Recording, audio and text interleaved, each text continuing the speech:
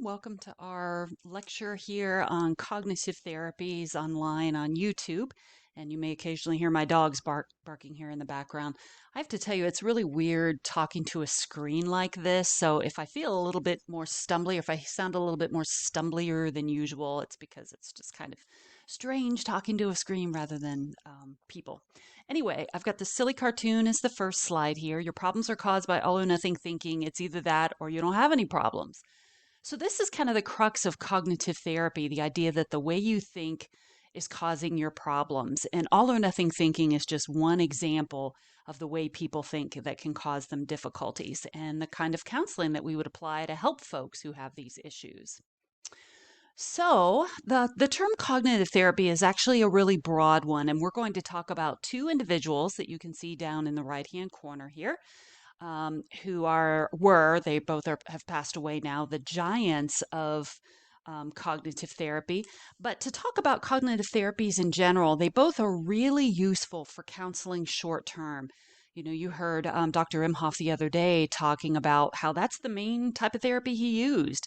This lecture was one of the ones that really caught his attention when he took counseling, right where you're sitting, basically, a number of years ago. And it's still absolutely one of the leading types of therapies that we use with all kinds of issues and all kinds of problems. The really great thing about cognitive therapy is, unlike, say, psychoanalytic therapy that assumes pretty much everybody's sick, cognitive therapy always has a healthier view of people. We're not impulsive, irrational beings driven by unconscious impulses. We really are basically healthy people who have learned in some way to think in the wrong way, to think in ways that just really are not very helpful for us. So, the two that we're going to talk about is rational emotive therapy, which is shorthand RET, or sometimes you'll see REBT, rational emotive behavior therapy, with some behavior therapies added in. And in the interest of time, we're not going to spend much time really on that. We're going to mostly focus on RET. And that was created by Albert Ellis, who you see on the right here. And this week, whenever you're listening to this, we will see a much younger version of Ellis talking with Gloria and helping her with her issues. And then a type of cognitive therapy called cognitive therapy that was invented by a psychiatrist named Aaron Beck, who you can see down on the left. I have actually seen both of these individuals in person. They're both gone now, lived to be really old, both of them. But probably about 20 years ago at a big conference, they were having a session together where they were debating each other. What we're going to see is that their theories are really more similar than they are different. But I'll never forget they were sitting in these chairs and Ellis in particular is just a very small man. They were sitting in these chairs that looked like thrones, the two kings of cognitive therapy having a discussion. And I could barely get in this huge ballroom. It was so crowded. So that was kind of an exciting moment in psychology history for me. So we're going to start off by talking about RET, Ellis's therapy in particular. He lived from 1913 to 2007, certainly something you don't need to know, but lived to be pretty old. And if you asked him to boil down what his therapy was all about and his view of human nature was all about, it's we are what we think. Um, he believes people learn irrational thoughts from very early in life. So, for example, you learn that, oh, it's always bad to make mistakes. It's terrible to make mistakes. And so the things we think about and the things we learn from a very young age to think about really influence very much how we're going to behave, certainly into adulthood. In the little exercise on this next slide with you and probably have you write a little bit. So what I'm going to do is put the next slide up and I want you to try answering the first question and then think about the questions listed afterwards. So here we go. Question: I often worry that Okay, so I want you to just pause for a moment and write out or think about your answer to that question. I want you to think about it from this angle. If this worry came true, what does it mean and why is it so bothersome? So maybe your worry is, I'm going to graduate and I won't be able to find a job. Okay, let's say that happened. What's it mean? Why is that so horrible or troubling? What's the worst thing that could possibly happen? For example, if you didn't have a job when you graduated. How likely is that worst thing to happen? And if so, how would you cope with it? So let's say in your worst mind, oh my gosh, I don't have a job. I don't have any money. I'm going to have to move back in with my parents. That's about the worst thing that could happen. Okay, so think about how would you cope with it? And then finally, what do you get out of thinking like this? The reason that we ruminate, the reason that we think about things so negatively and irrationally is because we get something out of it. Maybe it's allowing you to plan for the future.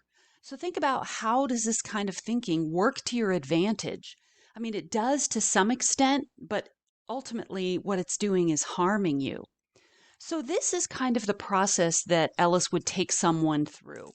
And I'm going to go into some detail about this in the next couple of slides, but you've just been given a mini exercise in rational emotive therapy. Okay, so let's talk about how we develop these irrational beliefs. They are learned very early in life. And the example I gave you already was it's horrible to make mistakes. So I know I've given you the example before of when I was young and I'd come home with an A, and my mom would say, "Well, why wasn't it 100?" So in my mind, okay, you have to get 100 on everything. It's bad if you don't get an A or don't get a high A. She never made me feel bad about it. Her purpose was to help push me, but it made me feel like perfection was needed. So irrational beliefs are often accompanied by shoulds, musts, and oughts. For example, I should get A's on every exam. I ought to be able to score in every game that I play in. I should be able to graduate from college and make enough money to support myself without having to rely on my parents. So every time you catch yourself saying, I must be able to do this right, I ought to be able to survive this, that's probably an irrational belief. You're probably caught into that. For just a minute, when we think about thoughts, so if we look at cognitions and emotions on opposite ends of a spectrum, and they're really not, they're on different spectrums, but the rational emotive therapy really focuses on what we think. And we'll see this very much in the Ellis interview with Gloria. He doesn't really give a hoot about how she feels about things. He's just interested in her thoughts. So it focuses very much on our thoughts. It's not a fuzzy feely kind of therapy in particular, just by itself. We're not really asking about your feelings for things. We are looking at how your thoughts connect to your feelings, but it's very much focused on the cognitive end. And we don't dive too much into the history of how people get irrational beliefs. We mostly focus on changing the irrational beliefs.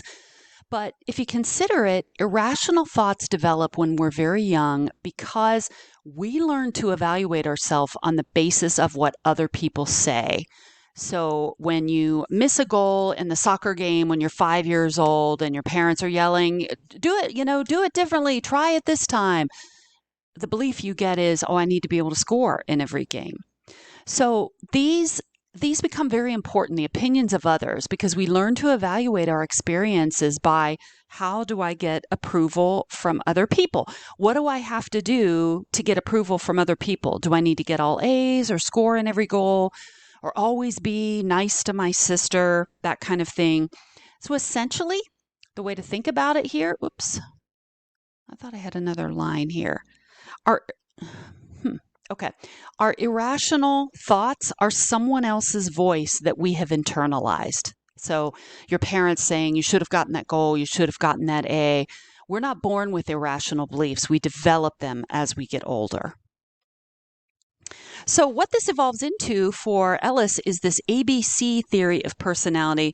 Now, I'm going to be stopping this here in just a minute because I think I have a 10-minute time limit for this. So I'll try and cut off before this for this video. So the ABC theory of personality explains how we talk about ourselves. If we think about it, I think I've mentioned this before perhaps, but A is some kind of event that happens. So the example I've given you before is, let's say that you find out you're not invited to a social event that your friend is having. C is going to be your emotional response, which would be naturally you're going to be upset. So we assume that events lead to our emotional response. So not being invited has caused you to be sad and upset. Or in this example, your friend rejects you, doesn't call you back, and then you tend to get depressed. So we assume that A causes C, but it actually does not. A does not cause C. What causes C is something coming in the middle, B, our thinking pattern, our beliefs about A. And what we know is that it's B that actually leads to C, not A. So it's not the fact that you weren't invited to this party that leads you to be sad, it's how you think about it. And some people have beliefs that are irrational. Some people, which is represented by the IB, some people have beliefs that are rational. So an irrational belief system is going to make you unhappy. A rational belief system is going to make you much happier. So let me explain about this a little bit further. So we have a negative event. This particular person, when they're not invited to the party, they have rational thoughts about it. An example of a rational thought must be, "Oh my goodness, I wonder what happened. Were they limited? What's really going on about that? I think I'm going to call them and ask." And they may still be disappointed, but that's in contrast to the person who says, "Oh, they don't like me. They're ghosting me. I've done something wrong." They're going to be much more upset about it and probably not respond in a productive way. This person may not call their friend to find out what's going on. They may pout about it and be passive aggressive toward their friend. So there's a real difference here in the response, and it's how you think about it. On this next slide, there's a couple other examples.